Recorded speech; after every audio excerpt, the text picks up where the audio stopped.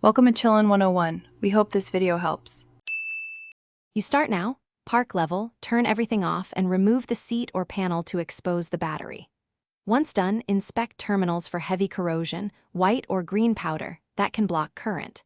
Make sure you wear gloves and eye protection while working. Battery acid can burn. Keep your multimeter and a wrench nearby and avoid metal jewelry.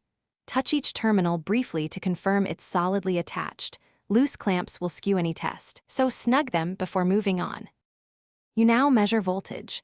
Set the multimeter to 20 V DC, connect red to positive and black to negative, and read the resting voltage. A healthy, fully charged battery should show about 12. 6 volts, around 12. 2 V indicates partial charge and under 12. 0 V is weak. Next, perform a load test by cranking the starter briefly or using a dedicated load tester. Watch for voltage drop below 9. 6 V during cranking, which signals inadequate capacity and likely replacement. You finish by charging and rechecking. If the battery read low, connect a smart charger and charge until you reach 12. 6 to 12. 8 volts, then let it rest and remeasure.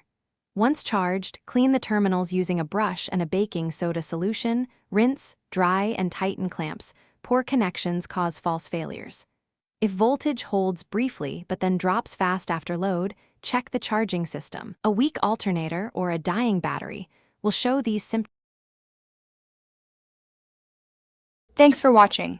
Consider subscribing if we helped you.